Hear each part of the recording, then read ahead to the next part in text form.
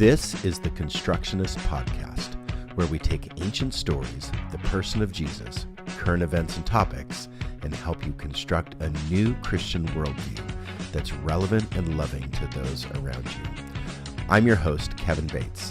I'm a semiotician and community builder, looking at the signs of the times to build a better future together.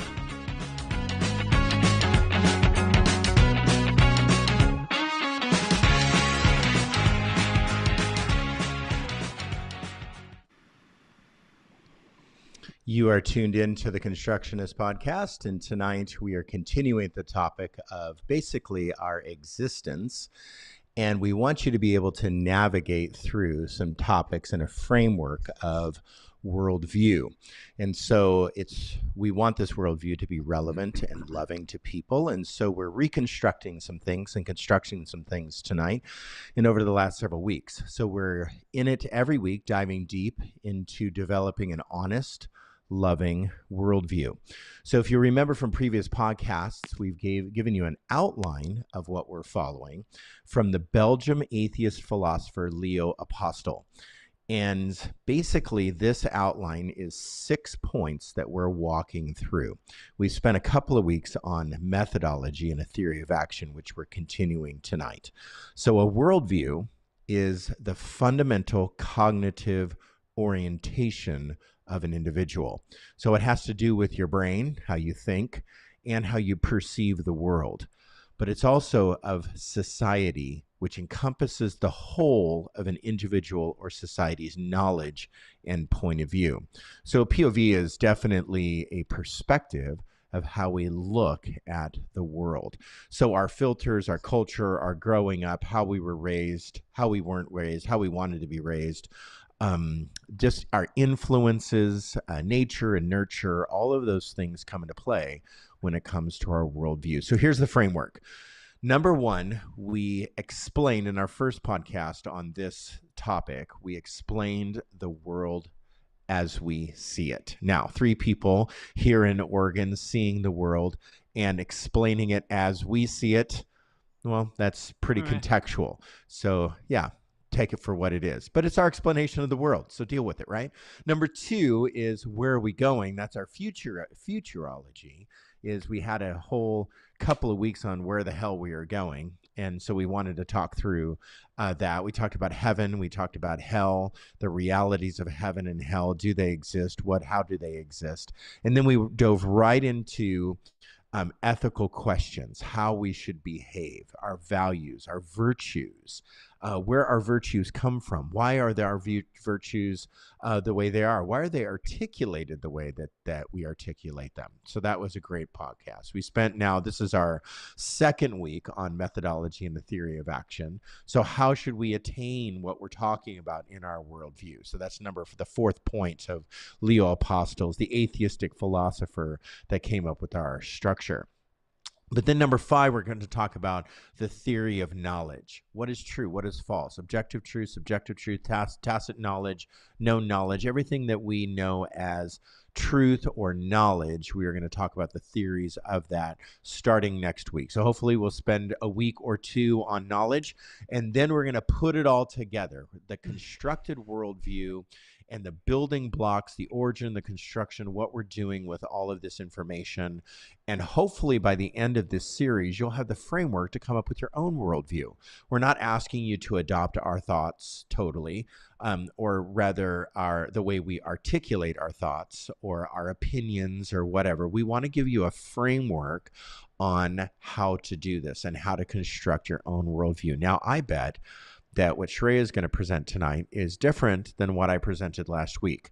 Why? Because she's a different thinker. Number 1, she's a lot smarter than I am. But number 2 is she's a different thinker. She's coming from a different background with different influences. So her 6-point framework or her worldview is going to be different than my worldview. How she explains the world is from a different perspective than my perspective. So we're going to just put our worldviews up in the boxing ring tonight. And we're going to scrutinize both, hopefully not rip apart too much because I'm sensitive and we need to be careful of that, right? So in previous podcasts in this series, we mentioned this, that if we deconstruct ideas and we don't reconstruct ideas as we're deconstructing, we run the risk of basically becoming the very same thing that we were before. We deconstructed nothing. So when we deconstruct, we need to construct. It goes back to that adage, I want to be so different than I am right now, but I end up exactly the same. So if we're not putting building blocks together as we deconstruct and we're not constructing something, then we're going to end up before we deconstructed the values and the position and propositions that we ended up before we even began to deconstruct. So we have to do this in order to move forward. When our framework is disrupted, it can be painful, but we can construct. Don't allow the pain to not or to hinder you from constructing something to move forward. So I want to encourage us this to be our thinking space. This is not some space that we are going to just reiterate truths that you have to absorb and just take on our opinion. We're not making, what can I call it? Just replicas of ourselves out there. We want you to think for yourself. We do have a chat box that we want you to chat with us and spend time with us. Even during the week, if you're listening to this off of Thursday night, we want you to join us in conversation then as well. So this is our thinking space tonight, the praxeology or methodology of the theory of action. So a little note to our supporters to support us. Number one, we want you to listen to this broadcast each and every week. We want you to interact with us each and every week. We want you to send us hate mail, emails, like love mail.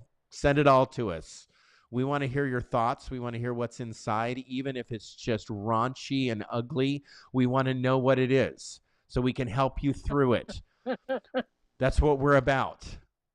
We're just digging through the muck sometimes. So if you don't agree with something that we're saying, then say it. I want to hear it. Why? Because the things that I believe need to be tested. I want to test them, refine them, come to good conclusions. And if you sound stupid in those emails, don't be afraid. I probably will call it stupid. Not you stupid. I'll call maybe the idea stupid. So that's the way we act around here. But we want to interact. Don't be afraid to interact with us. But more importantly, just spend time listening, just ingesting, thinking for yourself. You can support us financially, of course, with that introduction. Maybe you don't want to, but you can support us financially. You can go to our website, resonatelife.org, under the Give tab. And that's going to be in our show notes as well, the website. You can go to that or on our link on our Resonate Christian Church Instagram page. You can connect into resonatelife.org and give it to us financially. All right, let's cover the theory of action for a moment. I love this topic. Why? Because it's tangible. It's definitely gets a little formulaic, so I don't want to get too formulaic because we want to live in the round, not in the square box. So not everything's a formula, but it can be sent through a formula, a pipeline of logic. So a theory of action. What is a theory of action? Well, I believe that there's questions that need to be answered. And when it comes to a worldview, as we talked about last week, there's universal questions. And those universal questions have been answered for a very long time in different eras of time. So since the 1970s, we've had an evangelical worldview, maybe the 60s, since Billy Sunday, Billy Graham, some of those days of like the missiologists that were out there back in the 60s and 70s, they developed an evangelical worldview. So there is a definite, concrete Christian worldview that a lot of people subscribe to that's just maybe needs to be broken up a little bit. I mean, it's caused them maybe a lot of hurt and pain. And all of a sudden you wake up and go, what? 7 days of creation? That's not literal? Are you kidding me? That's a poem? I mean, I've always believed in the 7 days of creation. And if I don't believe in the 7 days of creation, what happens to the entire Bible? Is Jesus still on the throne? Did Jesus die for my sins if the 7 days of creation is broken down? Well, sometimes a worldview, and especially a, quote, biblical worldview, can become so strict that we don't have an allowing space. That becomes very hindering to people. It's not loving, and it definitely is demeaning and shaming. So we've lived under that kind of worldview for a very long time. We want a compassionate, loving worldview. And so these questions are universal, but yet we need to allow, we need to open the question and almost leave our answers open-ended. For what? Not for just some other opinion or I don't agree with that. We need to allow for grace. We need to allow for love and grace to enter into the picture, that if I have a worldview, opinion, or truth that I hold on to, grace has to find itself somewhere before that worldview or opinion. Grace is first. Jesus is first, then some philosophy of life. So make sure that we have that in the correct order, that this is a philosophy of life, the worldview idea. It's not Jesus. And you don't need a worldview in order to believe in Jesus. You have Jesus. And if you have Jesus, Jesus is enough. Jesus says, I'm the way, the truth, and the life. Not I'm the way, the truth, and the life plus a biblical Christian worldview. No, Jesus is enough. And so if you put your faith in Jesus and you say whatever they're talking about is a bunch of bunk, it's okay.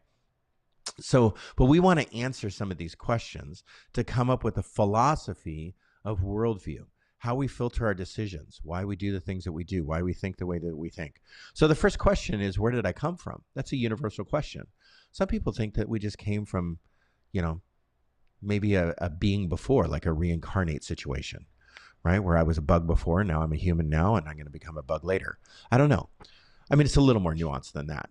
But maybe your origin, you believe, is a reincarnate. That's a very basic. I know that was very evangelical Christian of you. I'm sorry.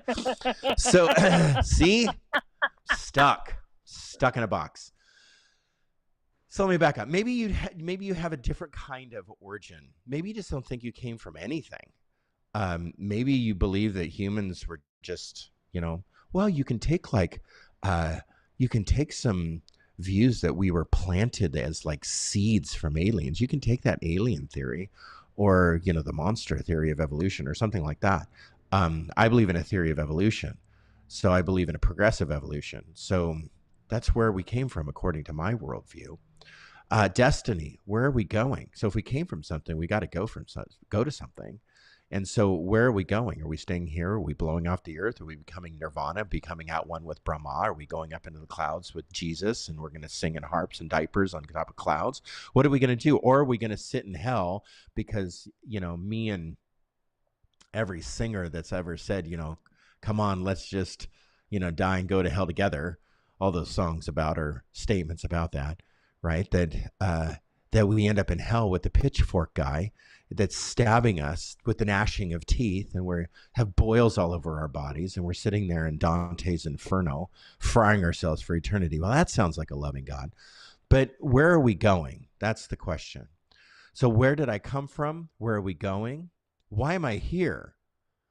Why in the world am I here? I mean, I've determined where I'm going. I've determined where I've come from. But why am I even existing? That's a universal question of all worldviews. And then how should I live? Those are my values. It's kind of like the filter where I filter my life through virtue. I filter my life through values. And value clarification is really important. I think that everyone needs to go through a moral inventory, value clarification, probably every year. We're just going to sit down. That's going to be our new resolution exercise. It's not going to be hey, I wish I could lose 10 pounds. Hopefully you want that too. But every year, maybe you should sit down with your values, virtues, and say, am I following these? Do I want these? Am I these? Should I try for more in this area or that area? How should I be? I told my daughter tonight, you know what? She did great in her cross-country race. She's getting great grades, almost straight A's. I think straight A's right now. She's just really doing awesome in school. She's this 8th grade cross-country runner, and she's always trying to break her PR. She broke her PR today and on track or on the cross-country race. And I told her tonight, it's like, you can be a cross-country star, you can have straight A's, you can be good at math, but if your character is not good, that's the most important thing I want, is for your character to be good, your virtues to be good. And I just kept telling her that tonight as she's like, do you think I'm enough, Dad? Did I do good enough? I'm like, you did great. Just keep focusing on your virtues and your values and who you are as a person. That's most important. I told her that in kindergarten, when she was 5 years old. So then truth. What is truth? Not only how should I live, but then what should I live by? I mean, do we even believe in truth anymore? That's hopefully next week. All right. So our traditions, the way we were raised, our culture, how we were the culture we were born in. Um, I come from a position of privilege, and I'm willing to admit that and embrace the consequences of that. And honestly, I need to approach people with sensitivity. I need to approach people with honor and care because my tradition, my culture shapes my worldview a tremendous amount. So I had to work through my worldview with honesty, asking honest questions. Is this just a privileged worldview? A privileged worldview would be something like I need to pull myself up by my bootstraps and get to work. And that's how I become successful. That's it. That's a privileged worldview position. But we forget that our boots were given to us by our parents and they're strong and they're leather with good soles. And our straps are really long and strong. And those came from our grandparents. And so just our families of origin sometimes can give us and our ethnicity and everything can give us a very strong privileged position in life. We need to be careful about how we use that privileged position in our worldview and how we think of the world. Because sometimes, when you're rich and famous, you think a worldview that's rich and famous. And not everybody is rich and famous. I mean, I'm not rich and famous, but I know people who are rich and famous, and they think through a lens of rich and famous. So we need to be very careful with our tradition, our culture, our position. And so so it influences a tremendous amount. So when we answer these questions, that's great, but philosophy on a page is philosophy. The answer to these questions are just answers. And if we don't put them into practice, then what good are they? And I go back to that Rick Warren statement years and years ago. Rick Warren, the old preacher from Saddleback. I know he's turned the church over to some other person, but he used to be a preacher down in California. And he said that when basically the gospel is not lived out, it's not tangibly lived out in practical ways, right? Then it's not good news anymore. It's a tragedy story. It just becomes words on a page. The same is true for a biblical worldview. You can take the gospel and all the scriptures and you can develop answers to these questions, but if you don't do anything with them, if you don't play it out, if you don't act it out, at least act it out, then it just becomes just words on a page. It just becomes worthless jargon. And I think that's what a lot of worldview ideas have become. It's just worthless jargon. And we end up not believing what we actually were told or develop worldviews out of.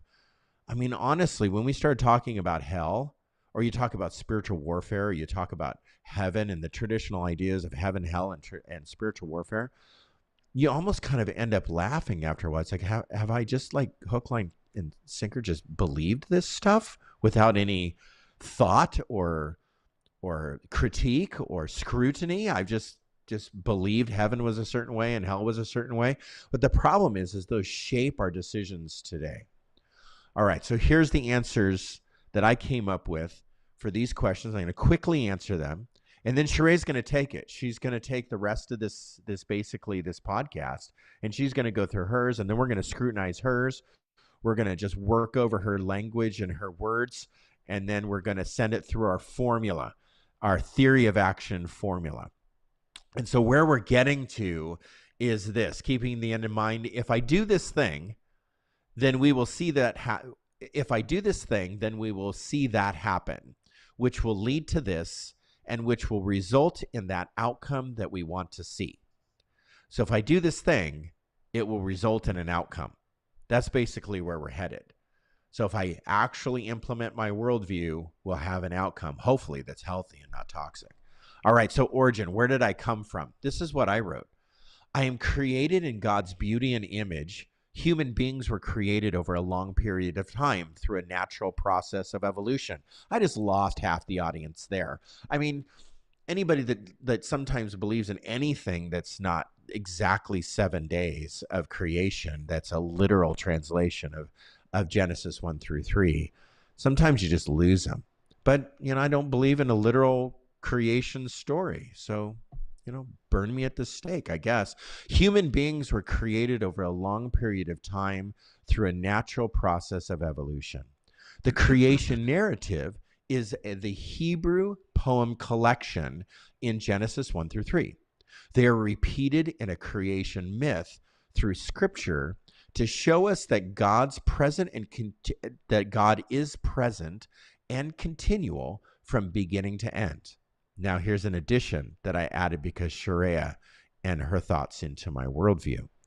My thoughts, my attitude, my emotions, my reactions, and my intentions are mostly determined from my origin culture of privilege, which I recognize and am sensitive to as I approach and interact with others.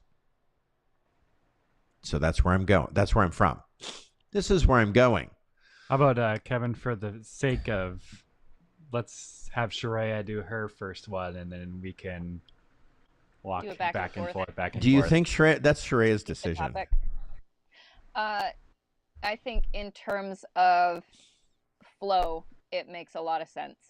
Okay, so I'll read mine. Okay. Well, we're never going to get through. I just know we're never going to get through. Anyway, okay, it's okay. So let me read origin, and then you read origin twice. Okay, so here's mine twice. Second time. I am created in God's beauty and image. Human beings were created over a long period of time through a natural process of evolution. The creation narrative is the Hebrew poem collection in Genesis 1 through 3. They are repeated in a creation myth through scripture to show us that God is present and continual from beginning to end. My thoughts, attitude, emotions, reactions, intentions. My thoughts, attitude, emotions, reactions, and intentions are mostly, not always, but mostly determined from my origin culture of privilege, which I recognize and am sensitive to as I approach and interact with others. Whew. Right. Where did we come from? I believe that humans are created by God through evolution. We are from the earth and part of the earth, an interbeing with everything. I come from a culture that tells me I am separate and superior, and a biblical tradition that tells me I am interconnected. And it's hard to embody that biblical voice. Would you like me to read a second time? Absolutely. I need to hear those words again. Okay. I believe that humans are created by God through evolution. We are from the earth and part of the earth, an interbeing with everything. I come from a culture that tells me I am separate and superior, and a biblical tradition that tells me I am interconnected. And it's hard to embody the biblical part.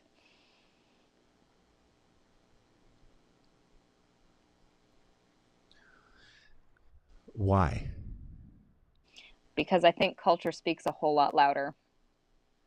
And I think the biblical tradition gets co-opted and then shouted out by greater culture. So the culture speaks that you're superior, but the biblical narrative speaks community, interconnection, interrelationship. I think so. But when we're superior, we're self-reliant. Yeah. So it's an issue of self-reliance versus interdependence.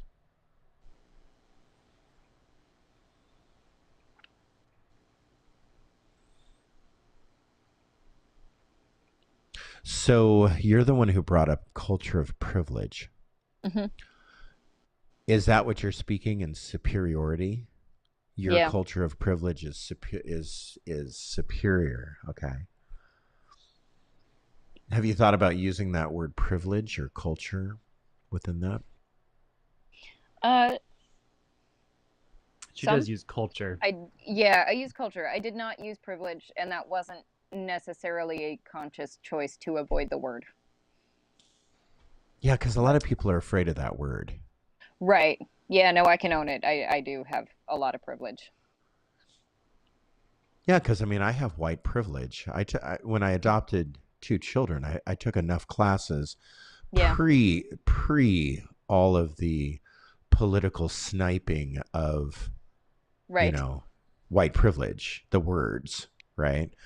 And so pre all of that, 12 years ago, I was taking classes on racism and white privilege and how I had white privilege.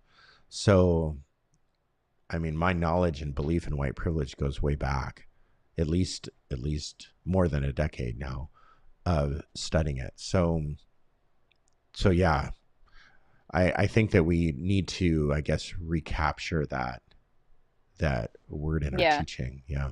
To outright acknowledge it. Yeah, totally. Just because it's been, I guess, politicized or fearfully politicized. Like you can't use that, like, well, that's what white sensitivity is all about.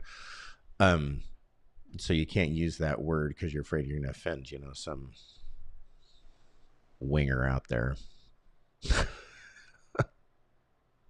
Okay, yeah, good.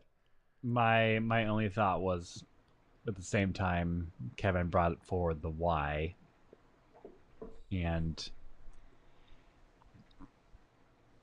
expounding on the why is important for origin, because that is what is our actual origin, is the why. Okay. Can you give me an example of where you see that, or where you're looking for more? Oh, like why are you being told something other than the truth? Oh, yeah. Or why not the truth, but like, yeah, I guess the truth for you, but why? Yeah. What is the block? I think you answered it, right? Mm-hmm. But just adding that in there to the why. Privilege wants to protect privilege. Yeah, and then like you and adding to, I think something you were speaking to was what's it called? Very human-centric history. Yeah. Anthropocentric history. There it is. The that you were trying to take that away in your origin, so that first you said humans, and then part of creation. So really hitting hard that humans are a part of the created order and does not stand above but stands with. Yeah. Mm-hmm. How about use in the end there, instead of something that, because it is hard to embrace interconnectivity, interrelationship dependence, interdependence. Instead of just stating that obvious, maybe say a more proactive type intention, like set your intention with the difficulty, that just acknowledging the difficulty. Yes, that is difficult and has been for millennia. Since, I guess, the first murder. So I guess that would be an obvious thing. Acknowledge it, the difficulty, yet set the intention, maybe. Like, what are you going to do with the difficulty? Or what are you going to do with interconnectivity or interdependence? Good. Right. Okay. Should we go to destiny? Sure. Okay. So mine twice and then Sharia twice. Destiny. This is answering the question, where am I going? God is coming here, and I am returning back to where we all started. In the end, heaven and earth comes to In the end, heaven comes to earth, and the recreation narrative is brought to full expression. A new heaven, a new earth, a new, quote, garden is built, preserving my current recreative actions and demanding my current preservation of the ecology around me.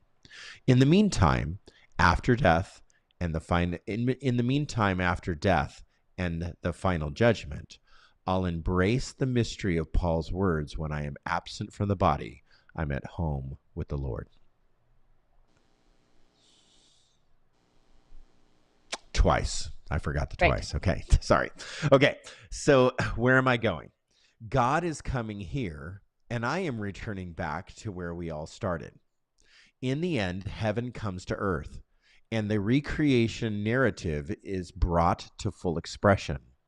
A new heaven, a new earth, a new, quote, garden is built, preserving my current recreative actions and demanding my current preservation of the ecology around me. In the meantime, after death and the final judgment, I'll embrace the mystery of Paul's words: when I'm absent from the body, I'm at home with the Lord. So that's with all of your two inclusions of what your scrutiny last week. Okay, Sharia? Mm-hmm. Okay. Where are we going? I believe that God is here, and while I hope that God will make all things right, I have no way of knowing what happens after death. What I can do is build the world I want to live in, bringing peace and making right what I can, and participating in the harmony and recreation of the world around me.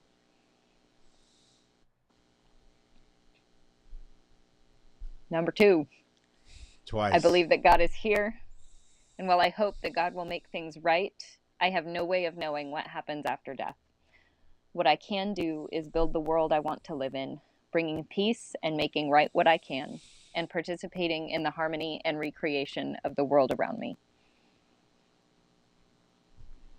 Okay, one more time. I believe that God is here. While I hope that God will make all things right, I have no way of knowing what happens after death. What I can do is build the world I want to live in, bringing peace and making right what I can, and participating in the harmony and recreation of the world around me.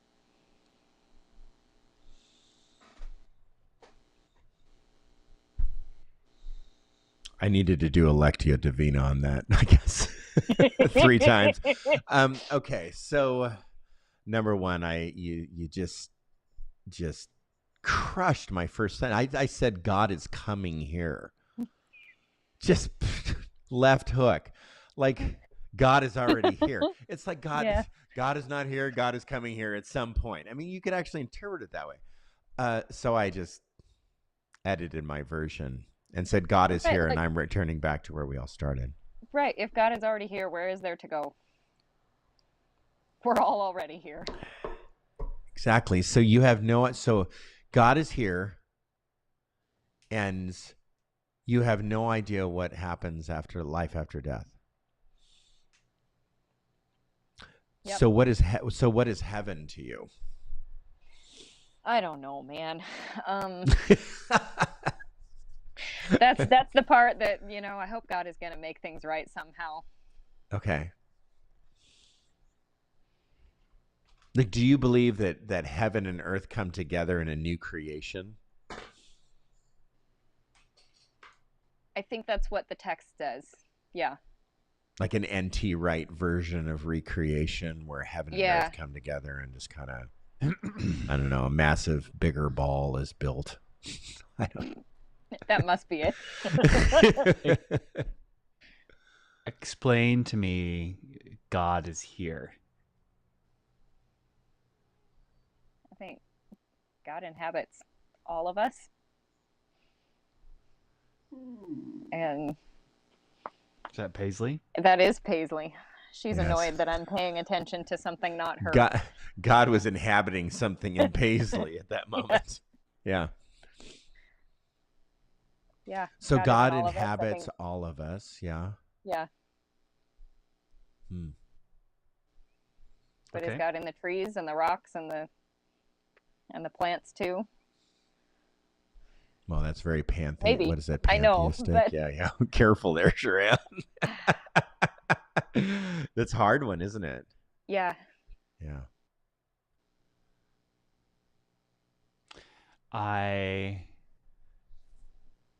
Textually, I think it's hard to build a case for that one. Sure. I think Case for what one? Like God is here.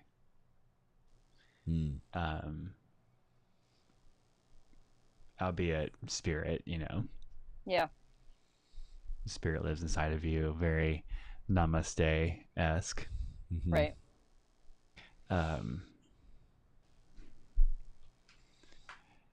But what do you think, Jake, when something is nuanced and you capture it, and that's good for your soul, is that still okay? When something's nuanced and you capture it and it's good for your soul, is that still okay? Yeah, for example, I have a certain version of speaking in tongues, an interpretation, a thought, and a version of interpretation. But if somebody takes the nuance of that they can speak in tongues and that grows them closer to God or closer to themselves, is that still okay? Depends on what it is. Well, I just gave you that example. Yeah, I think Sharea's God is here. That is, I think, more healing than the concept of speaking in tongues, which has been more divisive. Yeah. Yes, but both show the inhabitant God. Are you familiar with Richard Rohr's The Universal Christ? Oh, of course. Okay. Gave it to the Pope. Richard Rohr gave it to the Pope. Right. No, I didn't give it to the Pope. Richard Rohr gave it to the Pope. Yeah. Yes. Here, I read think this. That's really the direction I'm thinking in, and it's been long enough since I've read it that I can't just like give you all the main points, but like give me one. Christ is in all things. Oh, yeah. Right. Mm-hmm. So God is here. Christ is in all things. Right. Yet the reason why I brought up speaking in tongues and God inhabits all of us, both are saying the same thing. So just one is kind of expressed in a outward fashion versus just a stated fashion. But Jake, you said, well, you would have a hard time with the text proving Sharea's first sentence, God is here. But it's not a toxic sentence. Not toxic at all. And so just to have more like breadth around that is that God inhabits each of us. I think could be some more like definition of what here means, because I think that opens the door for lots of theologies and lots of religions, I would say. It's warfare theology. Yeah, it can be warfare theology. Not even warfare theology. That's a darker direction. Well, it can. Yeah, I see that. I think I'm more going with like pantheism or I mean, the universal Christ with Rohr tickles at that Christ is in all religions, and that in through virtue and through service and through gratitude and generosity, we see the characteristics of Christ in every major religion on the face of the planet. And so is how is a part of that thought. Yeah. That's a very small part, but what I'm going down is that having more definition of what do you mean by here, is that the namaste idea that I bow to the God that's inside of you. The Christ in me recognizes the Christ in you. Yeah, namaste. Christ in me recognize. Yeah, namaste. So we have the same exact sayings as Hindus, right? So, Or so let me encourage something. Is I really appreciate Richard Rohr, Sharia, and you brought him up. So maybe with your statement there, go back to Richard Rohr's material and just kind of flesh that out and bring it to our last podcast, because I think that would be a healthy kind of parsing out of what you're trying to say. Because I get what you're trying to say, and I everything else that you said, of course, is rock star, but that one idea that Jake is on. To make sure. And maybe you can help me with mine then too, because I say the same thing. Although mine was toxic. That mine was, God is coming here one day. He's out there somewhere. He's coming one day. And so therefore we're just left puppies on the earth trying to fend for ourselves. So I like the more nuance of God is already here and present, but then that runs a risk of, well, how present? In those rocks, in those trees, are we omnipresent? Or are we in the eyeball of God? Nice.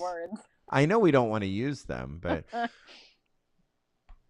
I mean, how about this? So my mother-in-law, if we use the parental figure of God, right? If we talk about the parental idea of God and relate it to being a parent, right? My mother-in-law, when Amanda and I were struggling, Amanda and I were just talking about this today, this morning, in fact, when we were really struggling and we really needed some extra help, we were all stressed out, lots of things were going on. My mother-in-law, she said, we'll just come over there. We'll live there for a while and help you. Right? I went, I don't think that's necessary, but we love you. I thank you for loving us. I didn't think it was necessary, and we got our crap together and figured it out. But we might have needed that kind of help. My wife's brother, my brother-in-law, has needed help in the last couple of years, and my mother-in-law packed her stuff up, sold everything, and moved to Georgia to be and help her son. Does God have to be present everywhere? I mean, does my neediness theology, my scarcity theology determine my omnipresence of God? Is that where that actually comes from? That's a big question. Can I rephrase it to make sure I got it? Yeah. Are you saying that if we have a scarcity mindset, we don't have the things that we think we need? Yeah. So then we have to put God in the gaps, put God in my neediness. God is here. God is for me. But do I then make up my scarcity at that point? Do I perpetuate my neediness? Because then if your scarcity goes away, so does God. Of course. So God has to be with me, in me, around me. He has to be omnipresent because I need God. I need him to wipe my butt and feed my face. He promises, those are the promises of God. But I mean, let's say God is yeah, I know. But honestly, I just think it's something to think about. Maybe, anyway, that's a whole nother day. Okay, let's go to our purpose. Whew.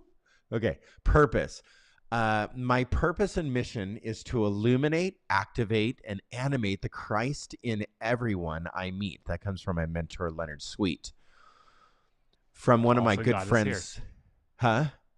Also, God is here. God is here, yeah.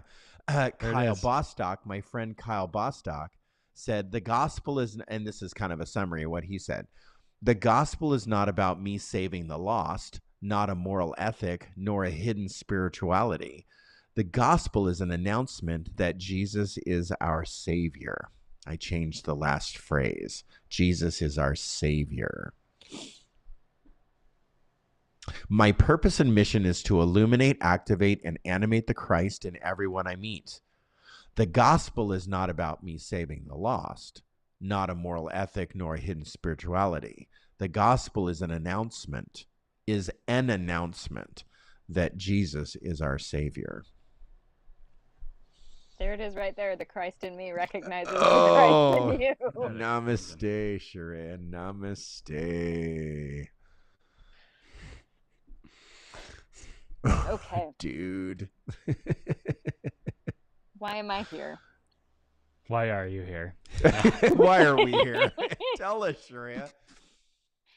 I'm here to show love and to continue learning how to love more. I don't quite have this sentence figured out the way I want it exactly, but I think humans are here to play. To play? Yeah.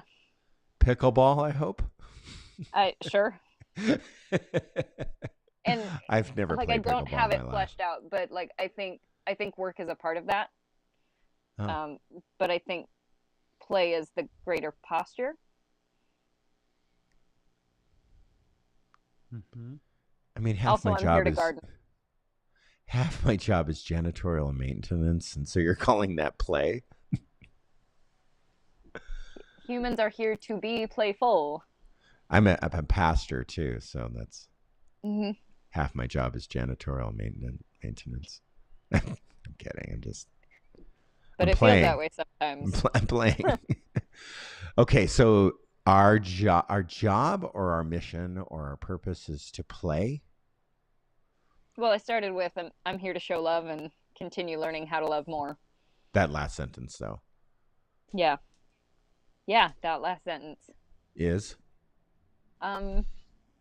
She hasn't quite figured it out yet. Yeah, okay. I haven't figured out my wording, but we're here to play and to enjoy things and to learn and experiment and hopefully arrive at more love.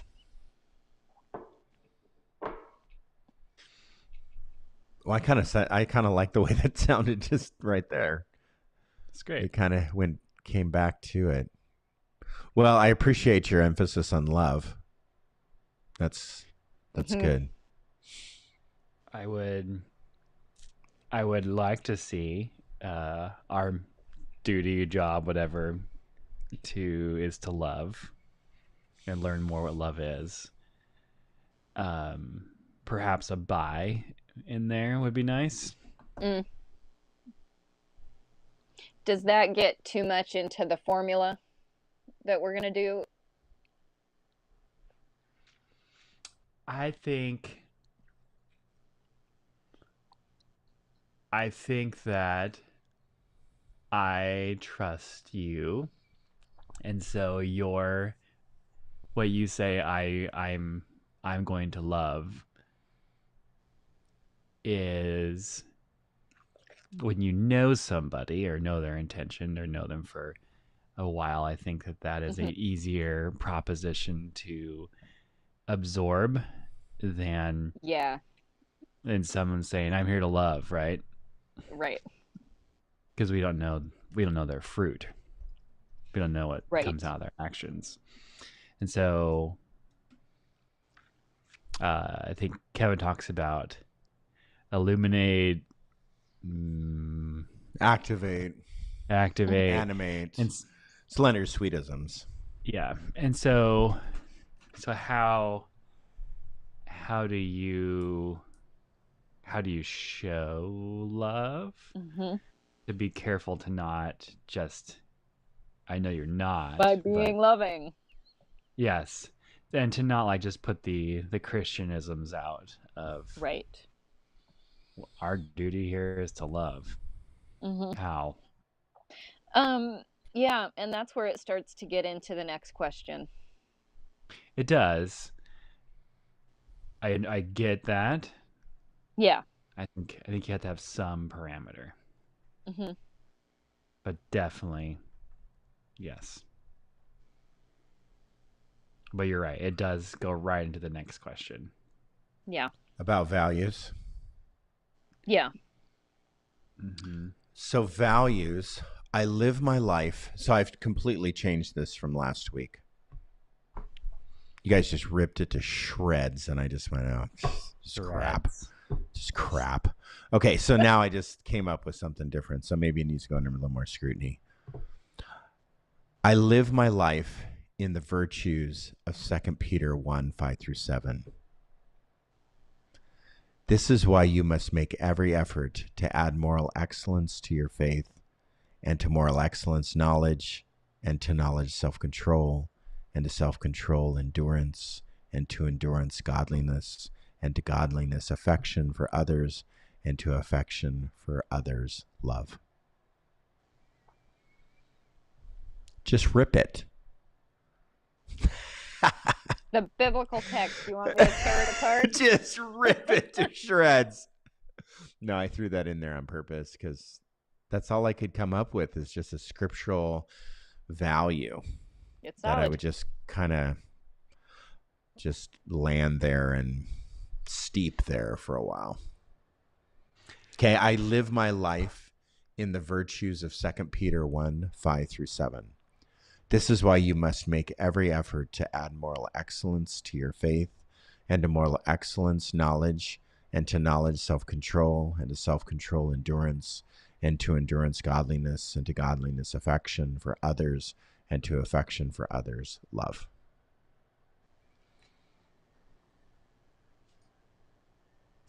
Shreya? Yep. I'm editing a word.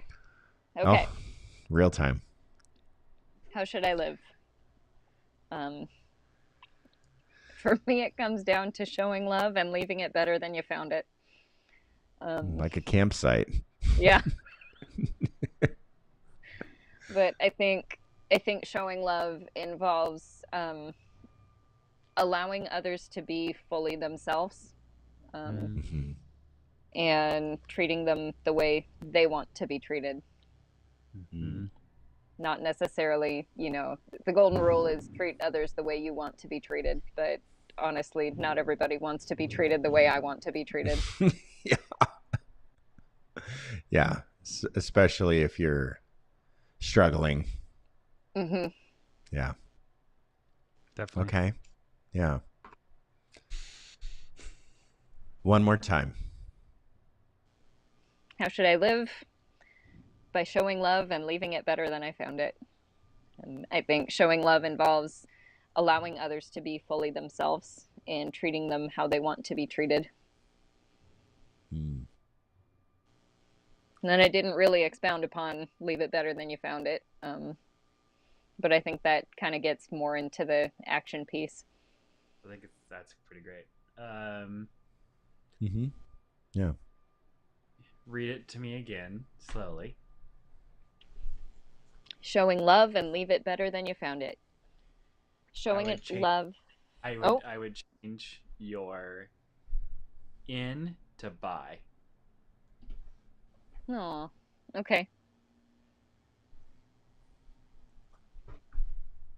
Was that like light bulb, or was that an bummer? No, that was you're saying showing love by leaving it better than you found it?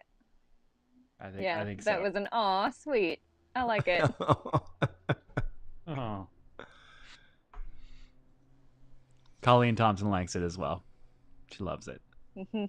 So let me ask you a question about leaving it better than you found it. Leaving it? Well, now that we're showing love by leaving it better than we found it, we're leaving them. We're leaving all things better than we found it. It is just fine. It is all inclusive. Well, you can bring a human element to it, and you could just describe what it is, what you're saying. You could say it/them. By leaving all of creation. Yeah. It all. Leaving it all. Mm-hmm. Yeah. So maybe something there might be more descriptive. Because if you just say them, then okay, I don't have to do anything with the earth.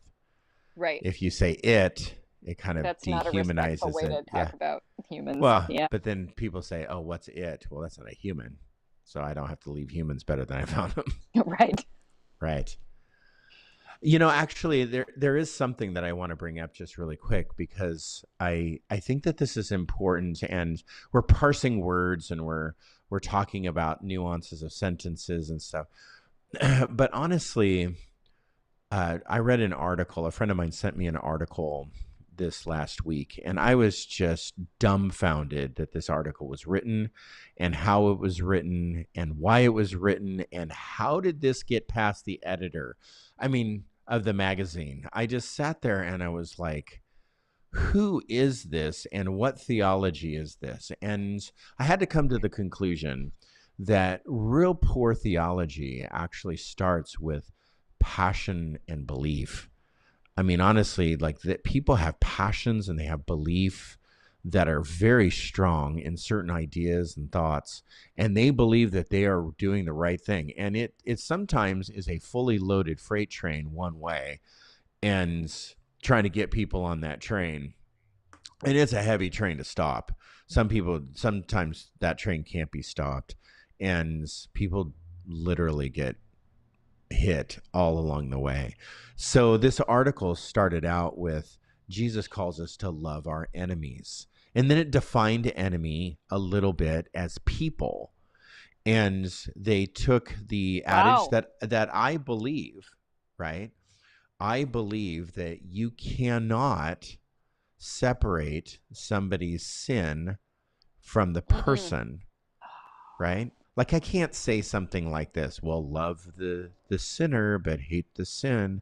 That's like, that's just a cop out. Right. You can't do that, right? So somebody's actions are very closely related and are who they are, at least at minimum, an expression of who they are from the inside, and an expression of the lack of knowledge, and sometimes just their ignorance, or sometimes just their mistakes. It's just who we are collectively, all encompassing. And this person used that idea that I have embraced with, like, loving more people, openness than... people. Yeah, right. I've embraced this thought that I'm going to love people, and they're going to do things and be a certain way that I'm going to struggle with, or I'm not going to struggle with, or whatever. It's not my job to sit there and parse their life and their actions and their occupation, their lifestyle. It's my job to love them. And how do I do that? And how do I find inroads to do that? That is my job as a Christian. And so when Jesus says, love your enemies, then this person said, well, you can't separate sin from the sinner. So your enemy then, and I also believe that if it has flesh and blood, it is not our enemy. So that separates me from this article writer, because he believed that our enemies are people. And so he said you can't separate the sin from the sinner. And so when Jesus said, love your enemies, he put people in that category of enemy. Well, I understand where he was going with that, and I understood it to a point, right? But then he said, loving your enemies included hate. Point blank, just said it included hate. And loving, part of loving was hating. And so if somebody's doing something that you disagree with, that loving somebody means that you hate them because they act repugnant towards God. And so he brought up some, examples of some, very extremist groups of certain religions and stuff. And he was using very extreme examples of this. And he was going down roads that I was just completely shocked that he was going down roads. His conclusion was, when Jesus said to love people, that he meant within that we hate people as well, certain people. That was his conclusion. Do you love them enough to hate them? Do you love them enough to hate them? And I just sat there and I was like, where is this guy coming from? And I read it over and over. I've read it so many times, looking for the nuance, looking for the inroad. What did this person actually mean? And this is a very, very, very popular publisher and website and pastor and such. Very influential person. Do you love people enough to hate them? And I was just blown away. And I go, where does this come from? Where is this coming from? And I had to come to the conclusion that it came from this person's worldview. This person has a worldview that is skewed. It's somewhere along the way, their belief and their passion or their passions got ahead of their virtues. And so the virtue of love needs to stay intact as the primary. Loving your neighbor is exclusively the route to go, the road to take, exclusively the action to carry out. Love your neighbor. But when our passions get ahead of that virtue, that's when hate can enter the picture. And then when we start nuancing and mixing, musing words together and looking for the nuances of old adages, when we add old adages, love the sin, hate the sinner, we use that as like a theological premise. That's a theological premise for some people. And then when we counteract that with, no, you can't separate that. Well, I meant that as when I say you can't separate sin and sinner, that means that you love people regardless of what they're doing and how they're acting, period. You love people and you figure out how to do it, even though you might find it like, whoa, I can't agree with that, or I don't deal with that very well, or whatever. That has more to do with you than it has to do with them. And so we need to figure out how to love people. So our worldview, in especially virtue, sometimes our passions get ahead of our virtues.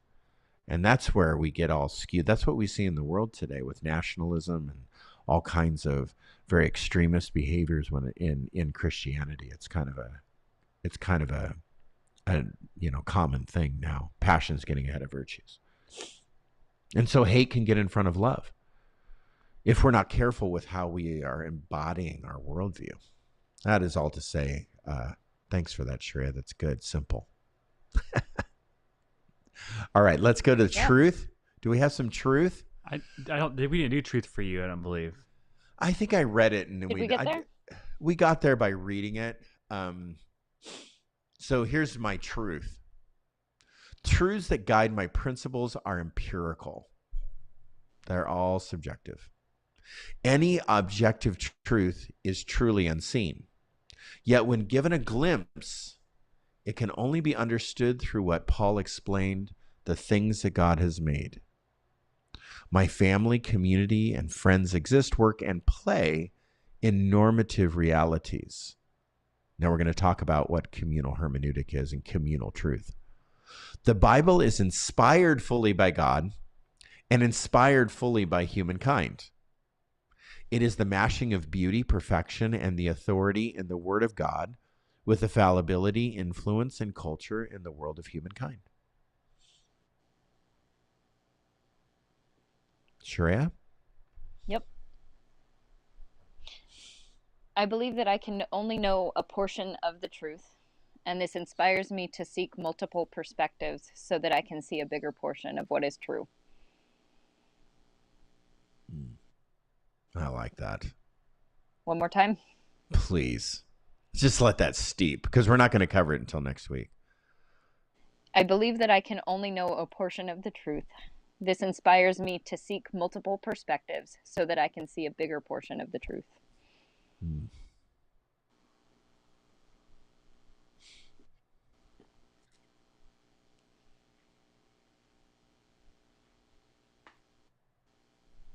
So I was not going to bring it up till next week, but can I just bring up something? Just a little preview. Okay. So I finally figured out through a conversation with a friend of mine why they believe that we can have objective truth. Okay. Okay.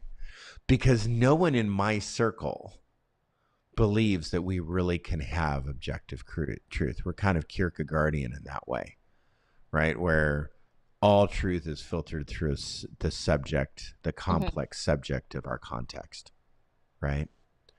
And so it's subjective truth. We can ride above objectivity.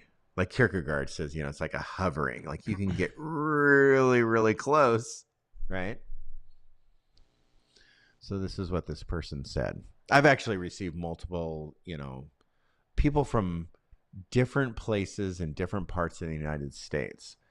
And I had some good stuff said from North Idaho and from, different parts, of the world, really.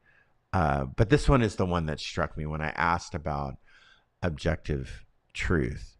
It came to us in complete form.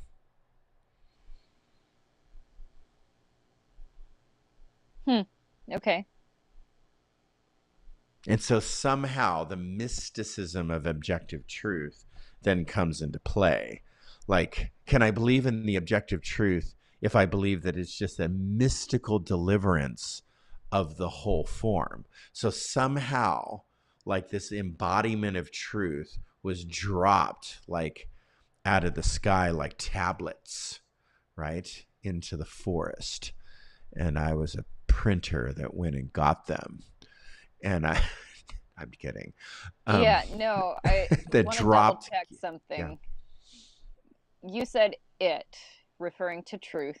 Mm-hmm. So in this example, is this complete truth that was delivered? Is this truth Jesus, or is this truth the Bible? The Bible, or objectivity in the Bible, portions of the Bible. Gotcha. I'm less on board.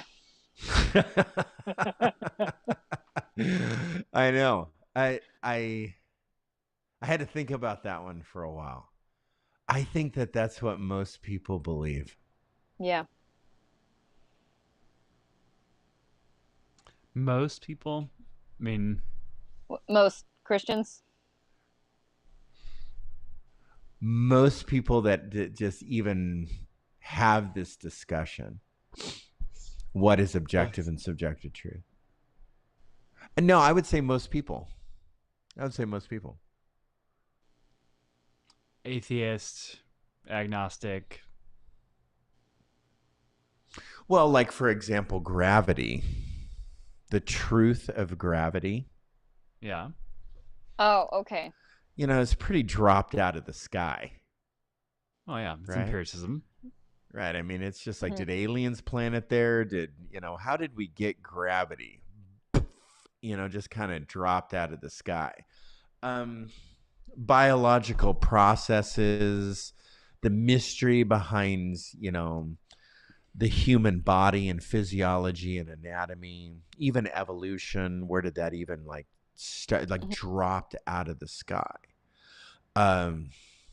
So the same is true in Christianity, where some of these ideas just dropped out of the sky. But the problem with believing that is most of the ideas that we read in Scripture didn't drop out of the sky. You can trace them back to the original forms. And you could say, well, what is the original form then? Well, that's where the mystery and the mysticism into oral tradition and way back, these stories were told in whole form. And I remember hearing this stuff now that I think about it, even in real time now. We used to, take theological classes that talked about oral tradition in whole form, which I do believe that there was an oral tradition that was given in some kind of form. But in my studying of even David, we believe that pieces of or Exodus, people believe that story is historical. Right. And that story, in a sense, dropped out of the sky as a truth and a historical, accurate, telling. I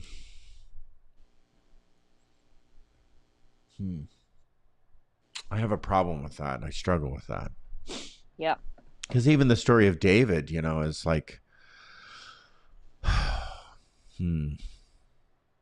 The story of David. Keep going.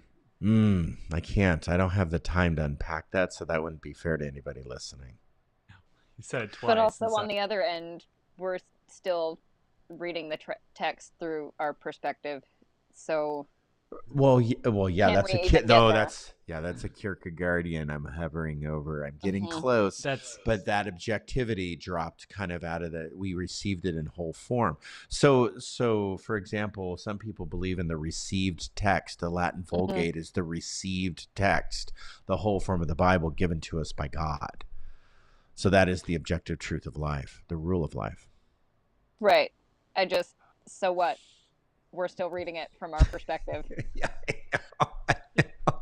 Let's talk about that next week, because we'll get into David next week. Yeah. Because that's my whole illustration about truth, objectivity, subjectivity. So maybe blow your minds a little bit. I don't know. All right. If we do this thing, then we will see that happen, which will lead to this, and which will result in that outcome that we want to see. So let's start with origin, Sharia. Give us your origin idea again. Okay. You want me to read the whole thing? Sure. Okay. I believe that humans are created by God through evolution. We are from the earth and part of the earth, an interbeing with everything.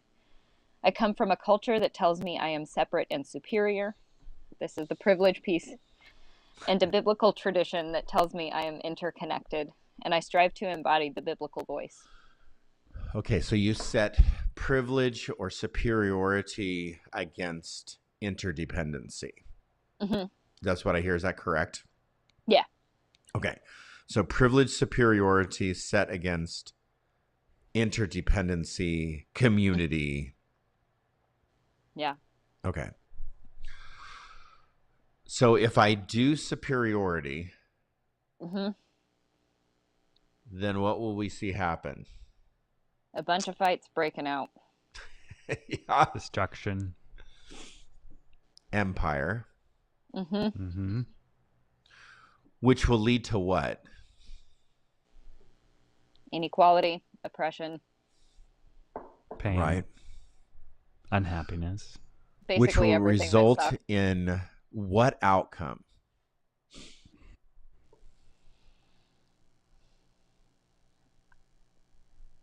A continual striving to be the one in power. And a constant anxiety, I think, that just kills us off. Yeah. Let me look up something really quick. The thing that I'm thinking about when I think about superiority is there's a movement. I want to actually see that if it's a movement, because I'm not sure it actually is. Let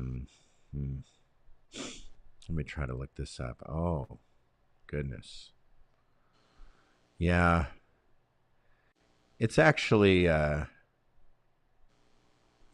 just kind of a website, and they sell t-shirts and stuff. So, but it's a trademarked logo and stuff. It's the Lions Not Sheep movement.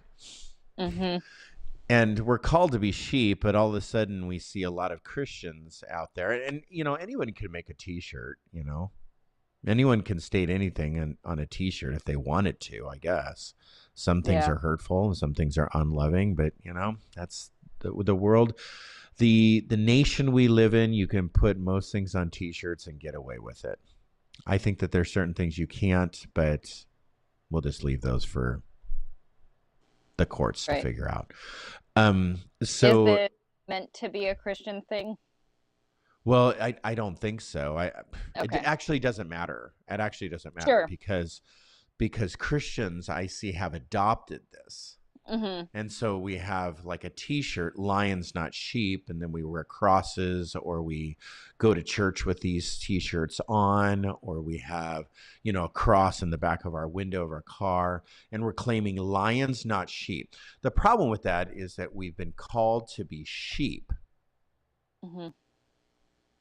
Jesus is the shepherd, and we are the sheep, and we are to follow Jesus, right? But the claim is that we are the lion and that lions kill sheep.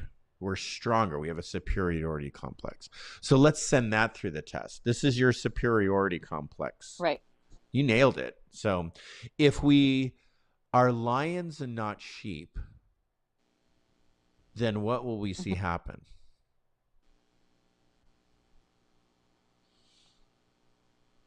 I think the answers are the same. Let's go through those answers again. Yeah. You keep fighting. You get destruction. You get hurt.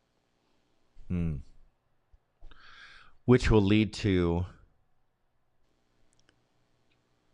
inequality and oppression. Which will result in an outcome.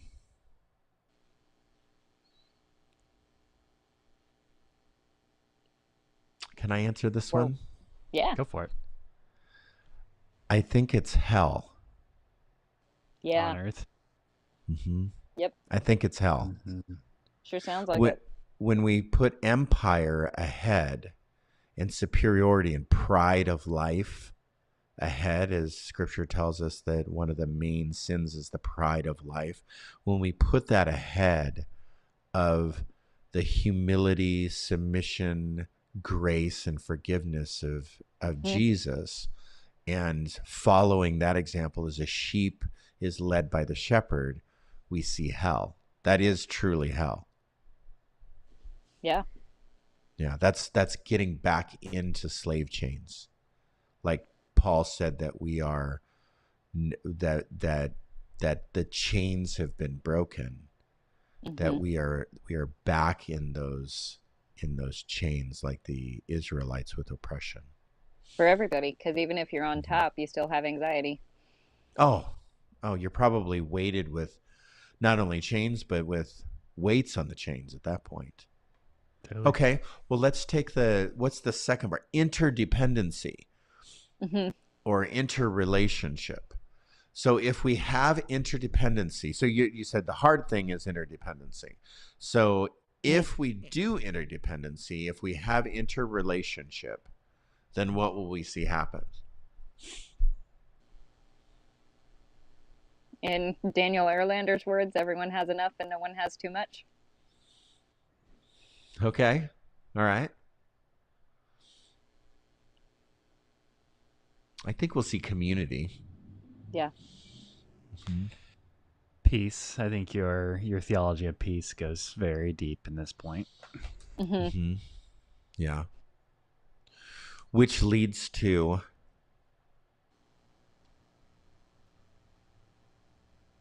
peace. Yeah. True. Maybe the same. But then what's heaven. The outcome? Yeah, there you go. It leads to heaven. Shalom. I mean, so shalom, yeah. What I like about the idea of shalom, like peace is a really flat translation of that word, right? Because peace like comes across as the absence of fighting. Right. As long as we're not conflict, we're at peace, yeah. Whereas shalom is more this idea of almost synergy or harmony, like when things are working in shalom, working together, you end up at a greater result than any one piece could have on its own. Yeah.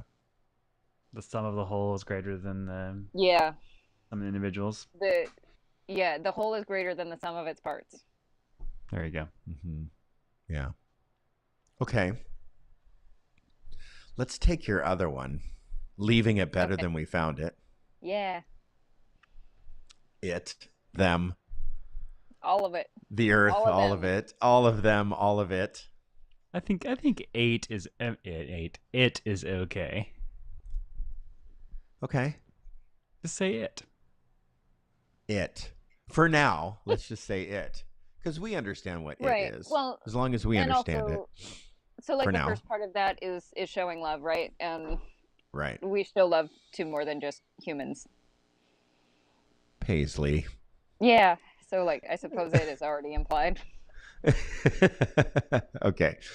So if we leave it better than we found it, then we will see what happened. It's going to be cleaner. Okay.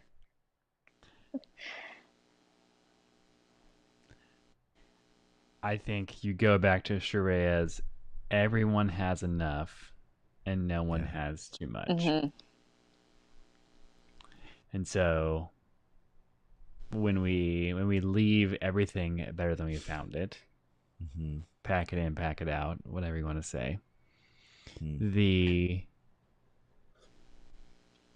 It's not about you getting ahead at this point. Yeah.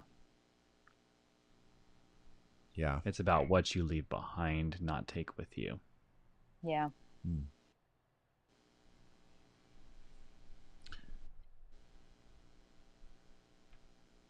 So I was in a discussion with a leader last night, and very good, strong leader.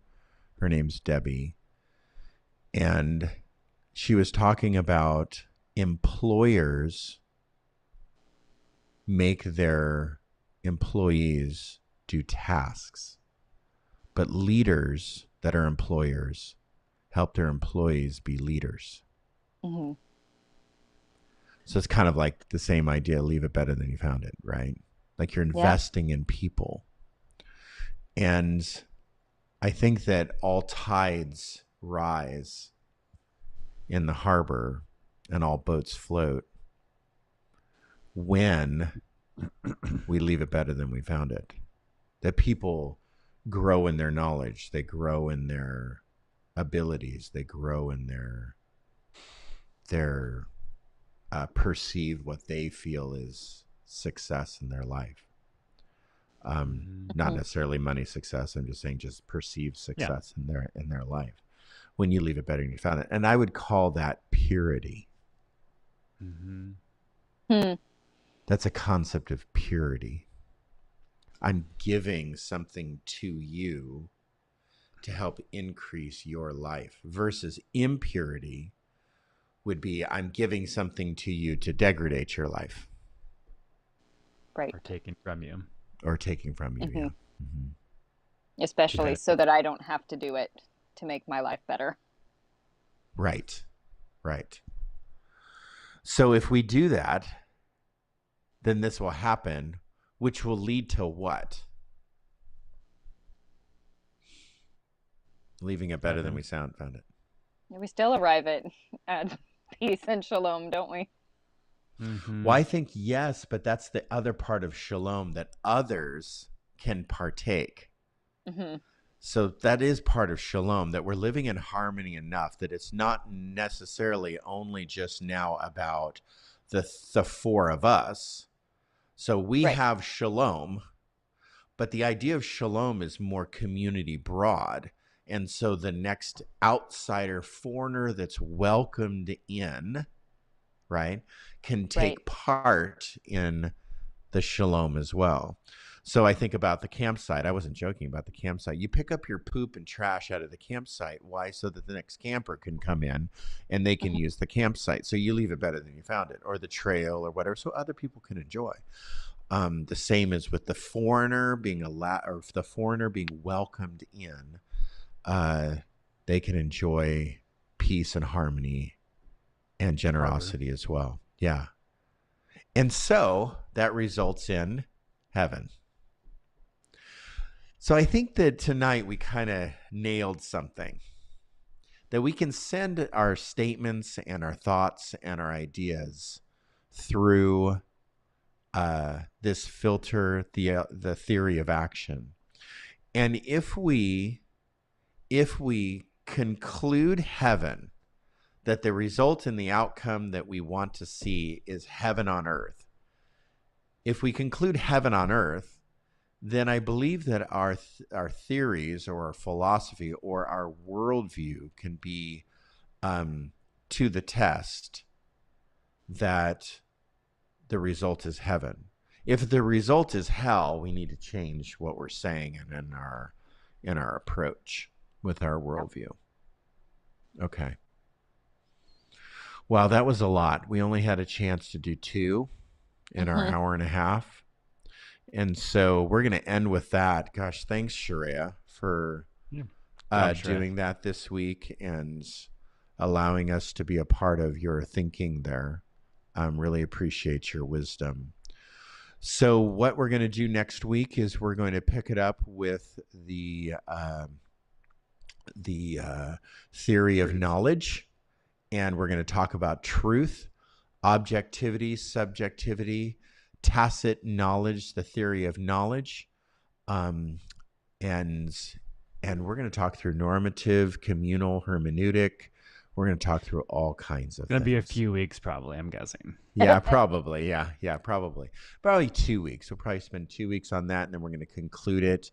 And Jake will have a surprise for us in the end, where we've already talked about only getting through 2 worldviews, and then he's going to present his when we put the building blocks together at the last podcast. So you're going to hear more about this subject, at least presented at their very end. All right. I really appreciate both of your thoughts. Thank you, Jake and Sharia, for participating tonight. And with that, we'll sign off. Good night, everybody. Have a wonderful evening. Good night.